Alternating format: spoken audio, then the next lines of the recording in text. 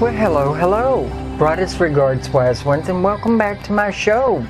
I'm Lady Leeanna, and today I'm getting ready to celebrate Christmas with my family because a lot of them are Christian, and I'm getting ready to spend Yule with a friend or two of mine and my kitty Chun, my little familiar, who you've met in another video. Well, we're getting ready to celebrate the longest night of the year and the shortest day. Likewise, the descent of the sun for a great amount of time. Well, the Oak King is getting ready to charge right in and fight against the Holly King, at which he will put him to rest for a while. And the Holly King will surrender the throne to the Oak King for this next 6 months.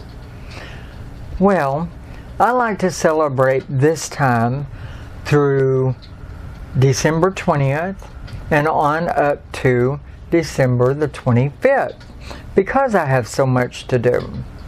I have my family, like I said, which are Christian, and I celebrate with them primarily for the 24th and 25th. On the 24th, my mom might have a kind of a personal dinner with just me, her, and maybe a few other family members, if anybody else at all.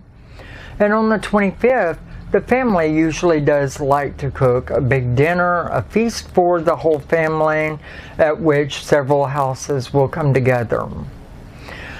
And so that kind of takes care of my 24th and 25th. So really, my Yule ends, I guess, like on the 22nd, and I rest on the 23rd, and then I go through the festivities on the 24th and 25th. Now, on my pagan holiday Yule, I start celebrating on the 20th, at which time I will take tea with my ancestors. I will get in touch with them, I'll celebrate them, talk to them, and ask them for their great guidance throughout the year ahead. And on the 21st, I'll do altar, which I come together with the Oak King. And I'll light candles of reds, greens, and even golds. The gold to celebrate the sun, and the greens and reds to represent fertility and robustness. And the quick return of vegetations and crops, etc. And so, a lot to do. I like to take tea as in a chamomile, cinnamon with ginger and a splash of lemon in it.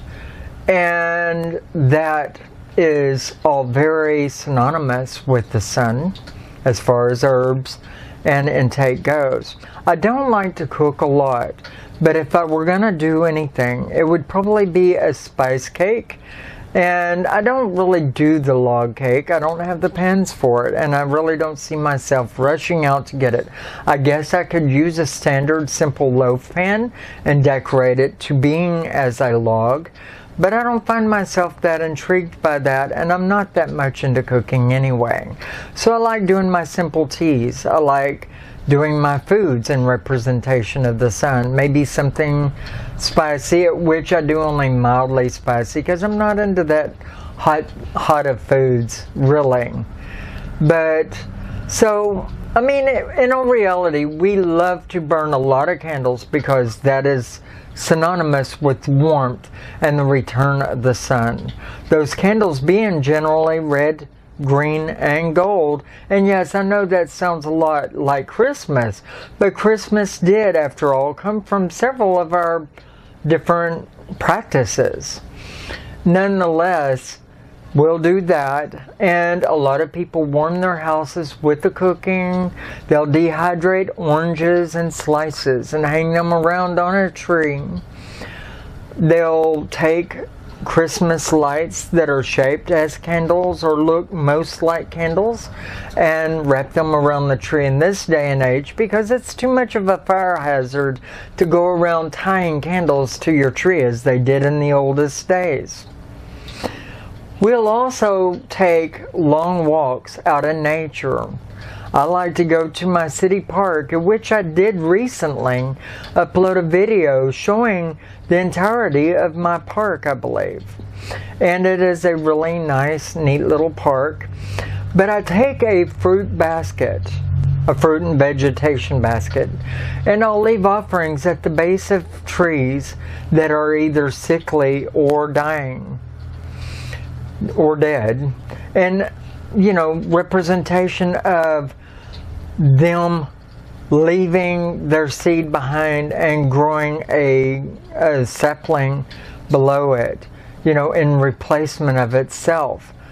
You know, one generation coming up from the old generation in passing, you know, me helping by that little bit of fertilizer, if you want to call it that, that vitamin that the ground needs there for any seedlings that tree might have left behind.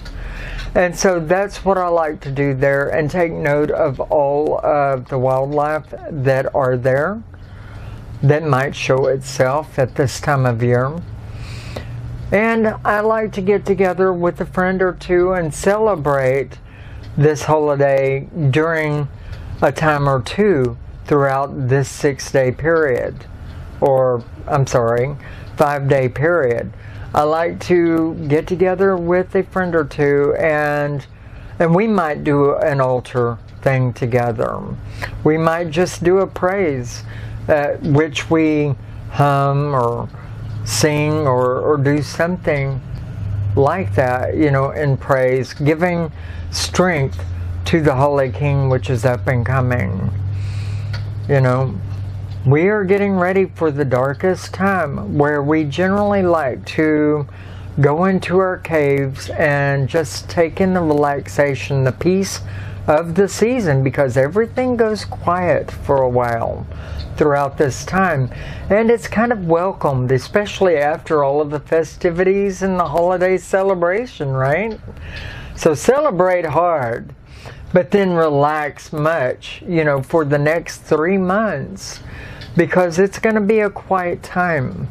And I'll have a lot of time with her, my little familiar, resting by my side with me, and a cozy green blanket thrown over my lap, and my favorite hot drink. I'll have a lot of time for this. Now, we like to do reading a lot. We do a lot of book reading. We like to do a lot of little gatherings and things like that with other people that are similar to us. Because, well, it is a dark time. It is overly quiet sometimes. And you have to break up that kind of monotony by bringing in something a little more lively. Hear from others. You know, be at one with them, and remind ourselves that cheer is still there in the world, so we don't become too dark in our nature. So we don't settle too deep within ourselves and become introverted, because that is always a possibility for me. Anyway, I hope that this video has been of a help to you that are new to paganism and to celebrating Yule. And I really, really did just want to get up here and wish you guys a happy Yule, a happy pagan Yule time. And for those Christians that actually watch the show, and I do have those, they're very peaceful people that realize that there's no religion entirely right, nor one entirely wrong. And they come up on the platform YouTube, and they watch my channel a lot of the time, and they'll say some of the most beautiful, sweet things to me and make me feel good inside, acknowledging that our pagan pathway is also very valid. And so, good people all together, and I want to wish you guys a Merry Christmas.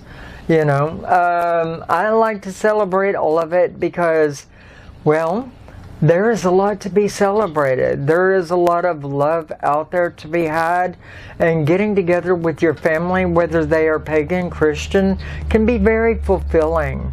All the cooking, feasting, and candle burning, prayers, praising, and, you know, just candle burnings around a fire, if you've got a fireplace, is very very positive and very relaxing for you. Likewise, there's a lot of free music on YouTube that you can enjoy, you know, that lift you up. A lot of lively pagan music on there these days. I like Omnia. I like Aurora. I like a lot of them. I'm not thinking of them offhand because I really just don't script my videos. But I like to listen to a lot of lively, uplifting pagan music on Christmas and Yule times. The winter solstice, I like to just take it all in because there's a lot to be had.